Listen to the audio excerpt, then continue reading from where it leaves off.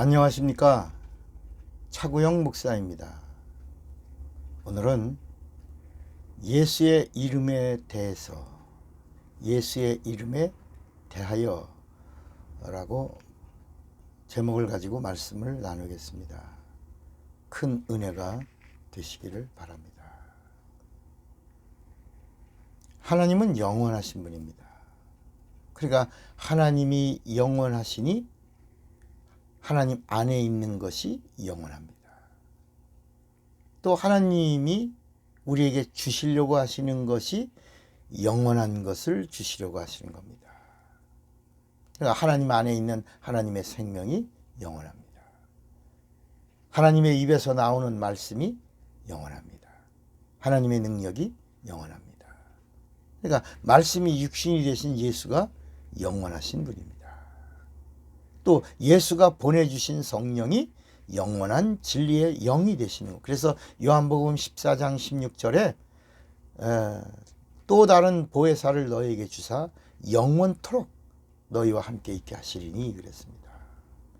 저는 진리의 영이라 세상은 능히 저를 받지 못하나니 이는 저를 보지도 못하고 알지도 못합니다. 그러나 너희는 저를 아나니 저는 너희와 함께 거하시며 너희 속에 계시겠습니다. 영원히 떠나지 아니하시고 한번 찾아오시면 우리와 영원히 함께 하시겠다고 말씀하는 겁니다.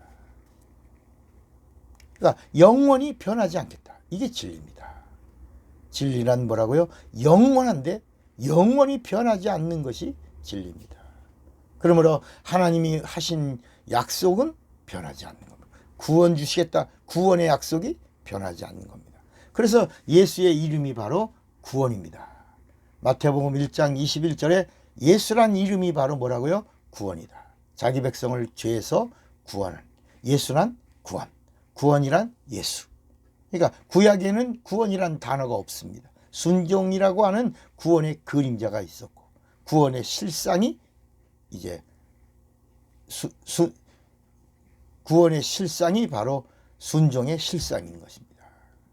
믿음. 순종의 실상이 믿음이고 믿음이 있으면 구원이라고 이렇게 하신 겁니다. 그러므로 예수의 이름은 믿는 자의 영혼에 있어야 할 이름입니다. 사람들은 외모를 보죠. 그러나 하나님은 중심을 보신다 그랬어요. 그 중심이 바로 뭐예요? 하나님이 보시는 내 영혼입니다. 내 영혼. 사람들은 외모를 보지만 하나님은 그 육체 안에 있는 영혼을 보신다는 겁니다. 그러니까 내 영혼이 진리의 말씀을 모시고 있다면 영원한 구원을 선물로 받을 수 있습니다. 하나님의 약속은 영원하기 때문입니다. 하나님의 약속이 영원하기 때문에 응답도 영원한 것입니다. 사람들은 기도를 무시합니다. 그러나 기도에는 영원한 하나님의 약속이 있는 겁니다. 하나님의 약속은 예수입니다. 모든 불가능을 가능케 하는 하나님의 능력이 예수의 이름에 있습니다. 예수의 이름은 구원의 생명줄입니다. 엄마 뱃속에 있는 아이는 탯줄이 생명줄인 것처럼 예수 믿는 자에게 예수의 이름은 믿는 자의 생명줄입니다.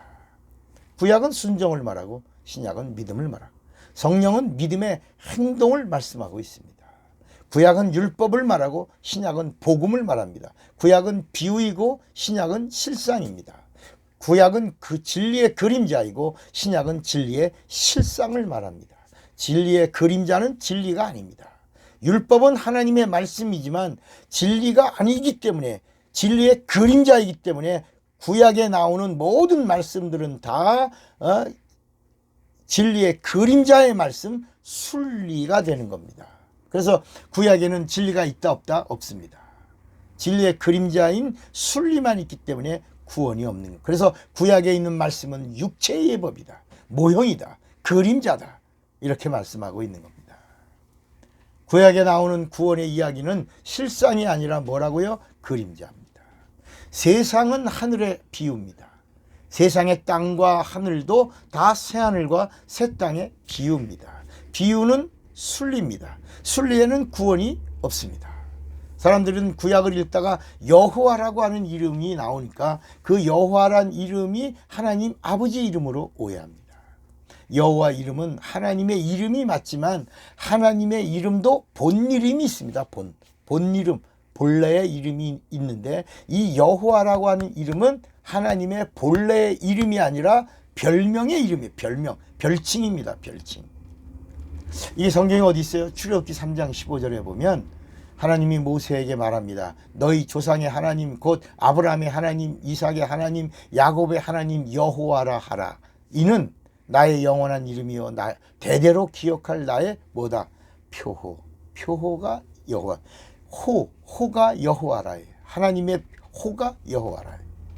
호세아 12장 5절에 보니까 저는 만군의 하나님 여호와시라. 여호와는 그의 기념 칭언이라. 그러니까 여호와라고 하는 이름은 하나님의 이름이지만 하나님 아버지의 이름이 아니라 그냥 자존자 I will be that I will be I am that I am 나는 나 이렇게 자존하는 하나님이라는 칭호입니다. 칭호는 별명입니다. 그러니까 여호와는 별명입니다. 그래서 여호와 이름으로는 구원이 없는 겁니다. 마치 여러분 백범 김구 할 때 백범은 김구의 칭호와 같은 겁니다. 그러니까 구약에 나오는 110가지의 하나님의 이름들이 나오는데 다 뭐예요? 칭호입니다. 구약의 여호와란 말이 5917번 나옵니다. 그런데 신약에는 여호와란 이름이 나와야 안 나와요? 나오지 않습니다. 한 번도 안 나옵니다. 근데 사실 알고 보면 원본을 보면 원본에는 여호와란 말이 7번밖에 안 나옵니다. 여호와 이레, 여호와 삼마, 여호와 니시, 여호와 치케누, 여호와 라파 뭐 이렇게 7번밖에 안 나옵니다. 근데 여호와란 이름이 5917번 나오거든요. 왜 그럴까요? 왜 이렇게 많이 나올까요? 이 번역자가 번역할 때 주라고 하는 이 아도나이라고 하는 말을 전부 주께서 말씀하시길 할 때 여호와께서 말씀하 야훼 뭐 여호와 야훼 이렇게 번역을 하다 보니까 구약에 그렇게 많이 나오는 하나님의 이름이 마치 예수를 보내신 하나님 아버지인가 보다 이렇게 사람들이 생각하게 된 겁니다. 주님이란 말을 전부 뭐로 바꿨다고요? 여호와. 그러나 신약에 나오는 예수의 이름 앞에 나오는 임마누엘이란 이름도 하나님의 칭호입니다. 다시 이 임마누엘이라고 하는 이름도 한번 또 우리가 또 한번 말씀을 나눌 기회가 있으면 좋겠습니다. 그래서 이 임마누엘 예수라는 이름에도 하나님의 깊은 의도가 있는 겁니다. 히브리어인 이 임마누엘이라는 이름의 뜻은 함께 하시는 이름입니다. 그동안 우리는 임마누엘이 하나님이 우리 인간과 함께 하신다. 임마누엘, 하나님이 우리와 함께 하신다. 그래서 임마누엘이라는 이름을 막 아무렇게나 썼어요. 쉽게 썼어요. 사람의 이름으로도 썼고요. 가게 임마누엘 뭐 상점 뭐 이렇게 가게 이름으로도 썼습니다. 임마누엘이 뭐라고요? 하나님의 이름입니다. 근데 이 임마누엘이라고 하는 이름을 인본주의 중심으로 말하다가 보니까 임마누엘이란 이 단어가 하나님이 인간과 나와 함께 하신다.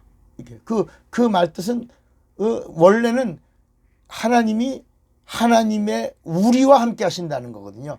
하나님이 하나님의 이름들과 함께 하신다라고 하는 겁니다. 이게 바로 구약에 나오는 하나님의 이름 110가지가 함께 하시는 성부와 성자와 성령이 함께하는 임마누엘, 그 이름은 예수다.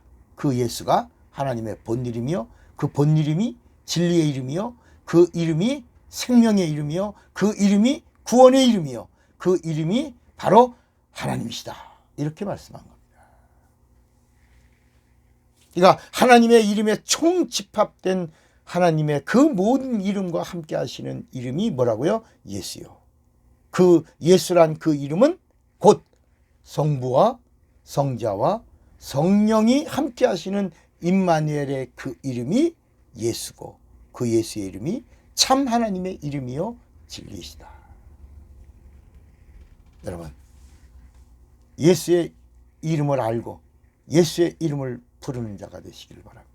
얼마든지 언제든지 어디서든지 무엇을 할 때든지 예수의 이름을 부르는 예수의 사람이 되시고 예수의 증인이 되시기를 주님의 이름으로 축원합니다.